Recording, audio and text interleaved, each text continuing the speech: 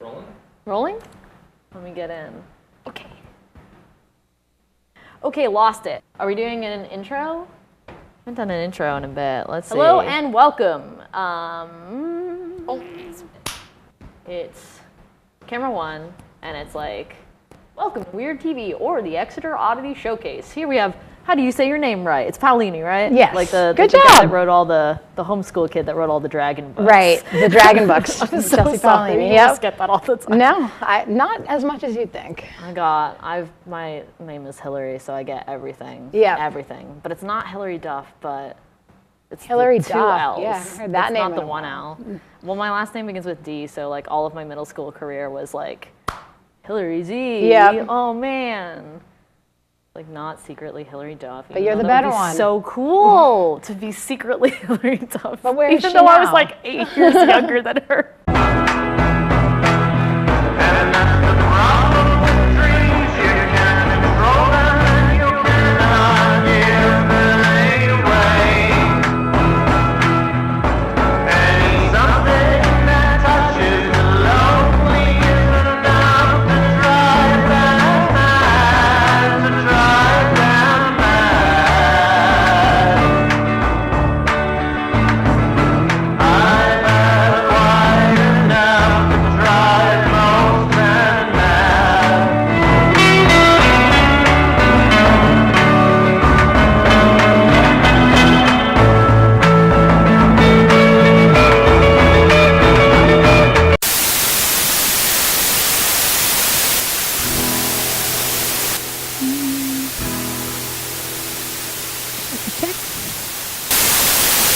Welcome to the Exeter Oddity Showcase. We have Chelsea Paolini with us in studio to talk and play some music.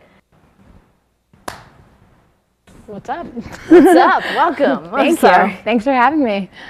Yeah, no worries. So, welcome to the interview portion of the show.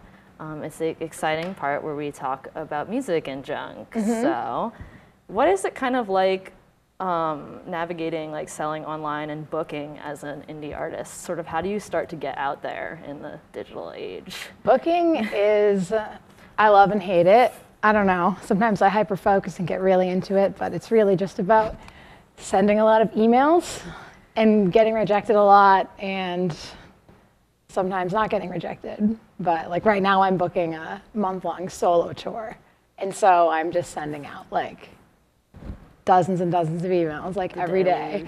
And then hoping that one of them from each city gets back to me and wants me to play there. So it's definitely really hard, excuse me, in this day and age because, you know, decades ago, we would hire somebody to do that for us and everybody wanted to have a piece of the music industry because there was money in it and now there's not. So we handle it all ourselves, the artists. So it's a heavy load to take on when you're writing the music, performing the music, and doing your own booking and promotion and all that. So I have to say, it's in this day and age, it's just a whole different part of the business that you have to learn. And it's taken me a long time to figure it out, and I'm still figuring it out.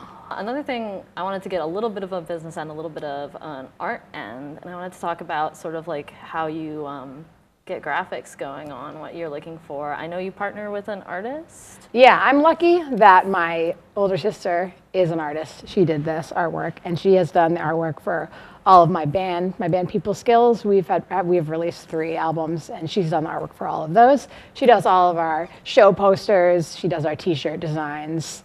And then my mom is a graphic designer, so she does our website. And if we ever have like a computer-generated file rather than, you know, hand-drawn artwork, you know, if we need something quick, she can do that. She makes our business cards. It's all in the family. My brother plays the drums. It's simple enough for me. I think other people don't have it that easy where they have to outsource and find people. That's really cool. Yeah. Do you just sort of describe what you're looking for, or do you kind of like see what she'll come up with for art, or? Sometimes I just let her go with her vision. Sometimes she'll ask me, do you have an idea? Like this one, I remember I said I wanted it to be a hammer. She did a pretty awesome job. She just ran with that. I said, I don't know, a hammer, maybe some pink. I appreciate that. It's a really cool looking cover. I've seen murals by her all around the area. I always when I'm in Cracked Skulls, there's one that's the whole bathroom, and it's pretty awesome.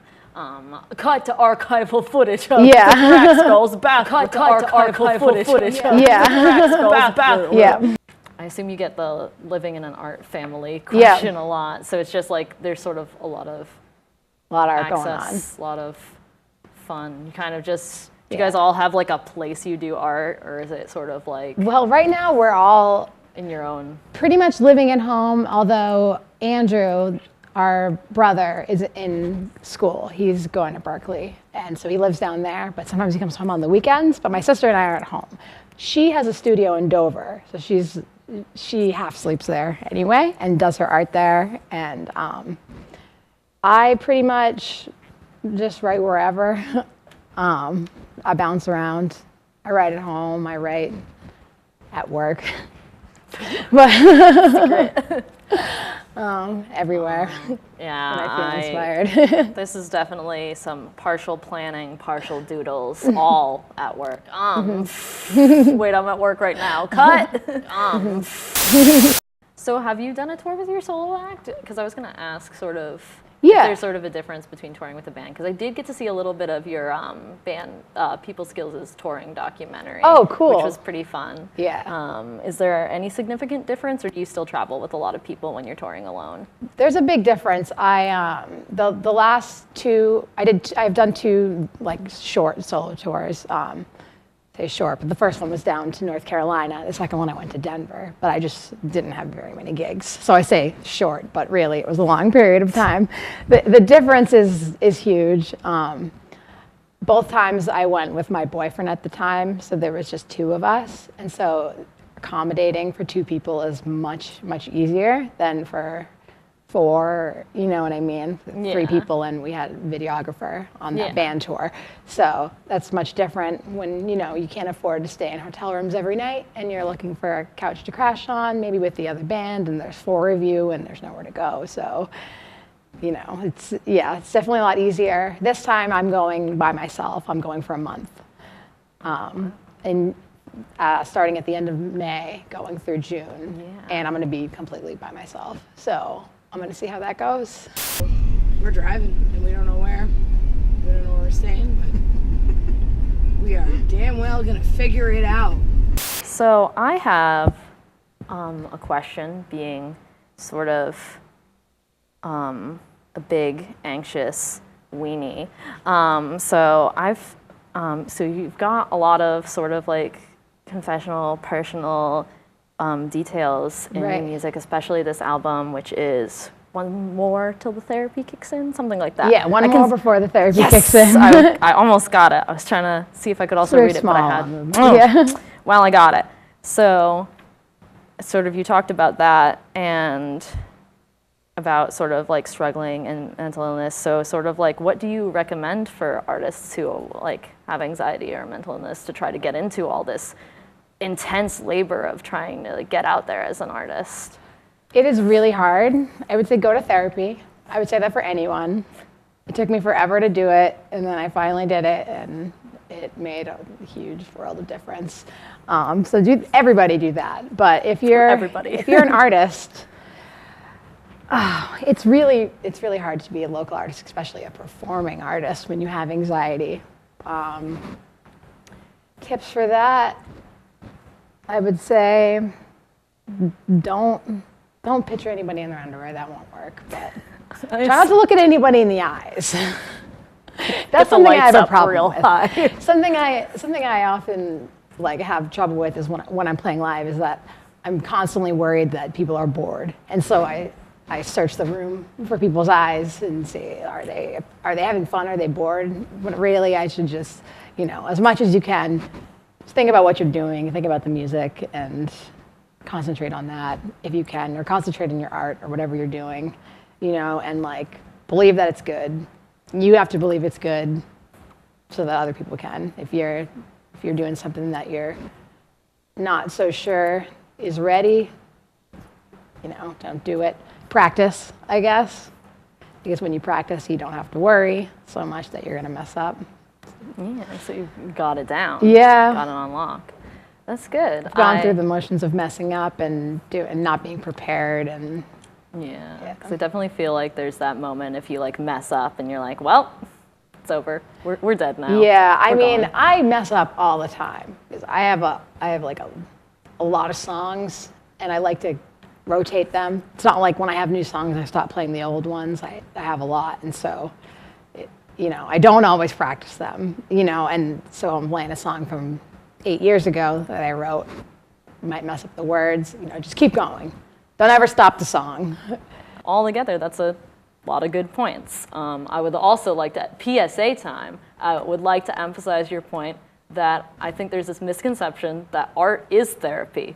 Therapy is therapy. Sometimes, writing about if you have anxiety or any kind of mental illness might even make it a little bit worse because you're starting to recognize it and get engulfed by it. So it definitely can be therapy, and you want to get it out there.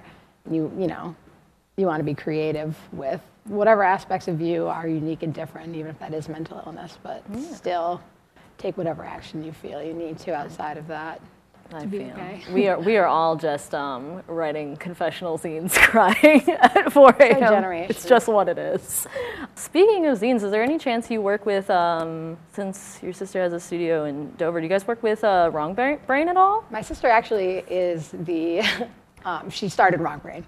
Yes. She, oh my God. I want to say that she's the director, but she recently stepped down. But she started it must have been 8 years ago or more. Oh God, it might have been more. I mean, she was in high school and she had started a club where people would get together and do art. And then a few years after high school, she went to college for a couple years to mass art and then stopped. And then she came home and started the Wrong Brain zine. And then it turned into this whole big community, and it's a nonprofit now. And it's, so she started that. That's really cool. That's her baby.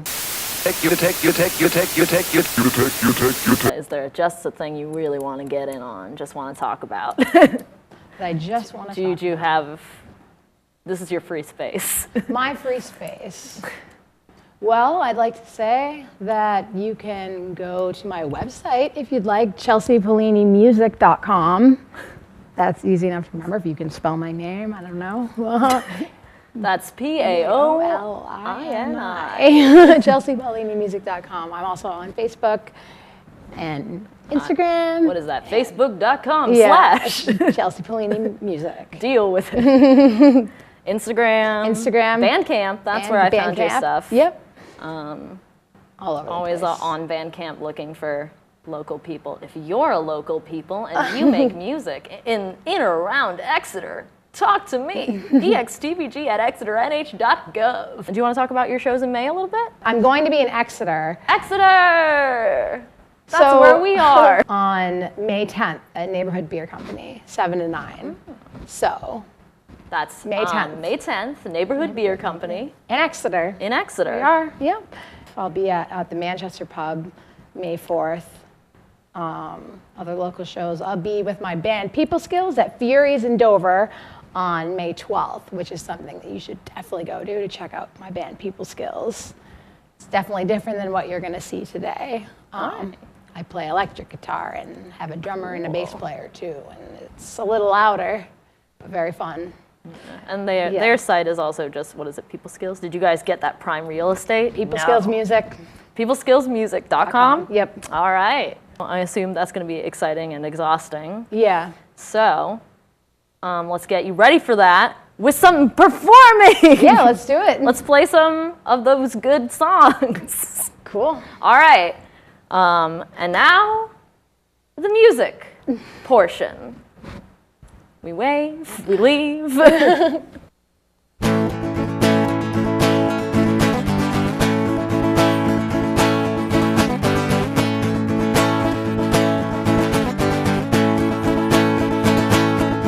Your concerns are important to me. I can learn, turn upon a plea. I'm in reverse, it's a curse, but no complaining. How do I grow up now?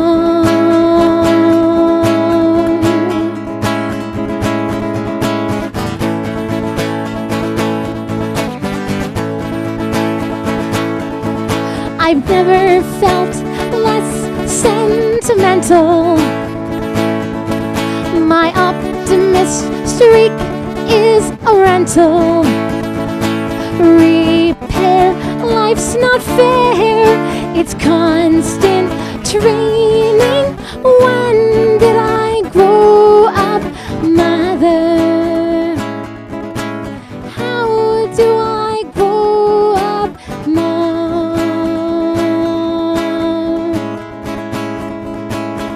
I'm too busy getting my life together to comb my hair.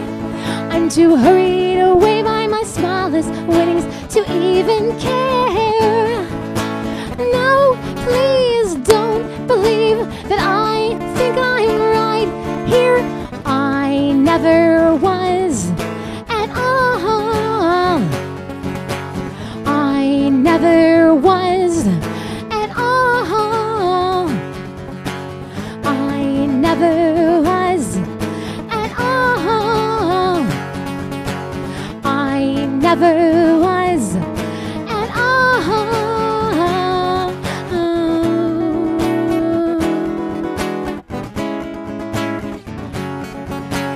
How do I grow up, mom?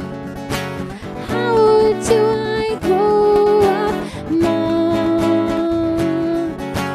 How do I grow up, mom? How do I grow up, mom?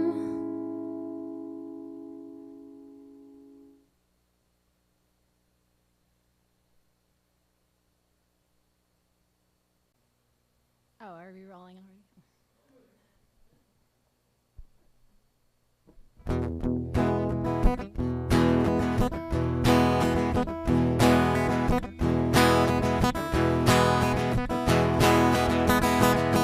My boy says he doesn't do hypotheticals, but he worries about me.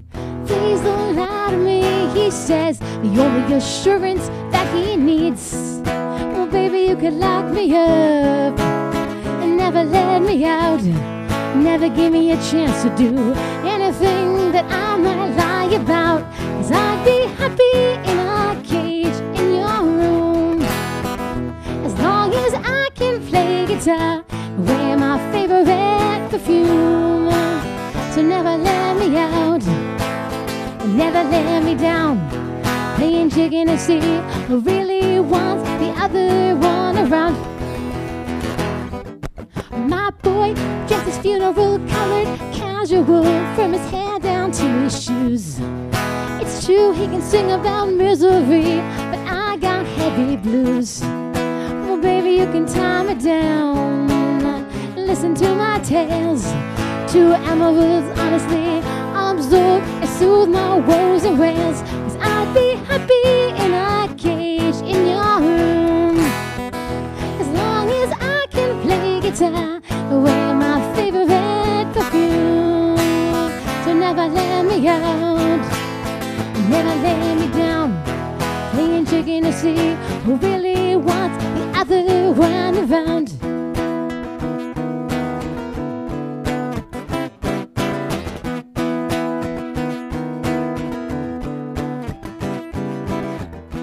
Get the hose, turn the water on, let me drown. Lock the door, shut the window, don't let me out. I'm in love when overwhelmed, keep me around. Take your clothes off, get in bed and make that sound.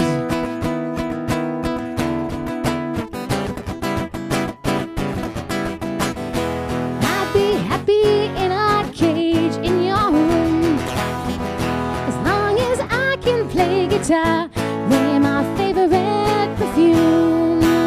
So never let me out, never let me down.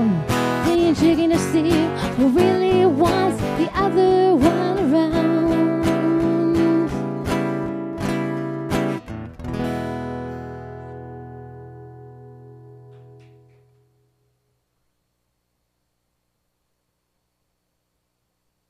You're watching the Exeter Oddity Showcase. We just had a wonderful performance by Chelsea Paolini, and I'm sure you're thinking, how can I support her? And I'm here to tell you how. We're recommending One More Before the Therapy Kicks In, and you can find that on bandcamp.com. You can also go to chelseapaolini.com under music, and you'll find a link to this album.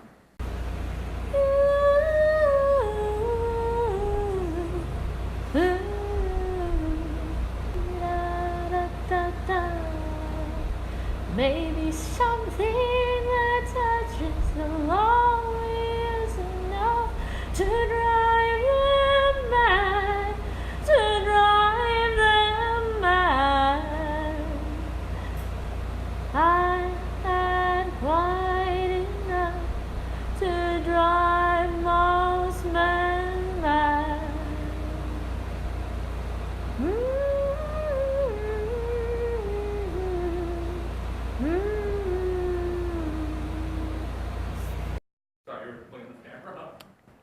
You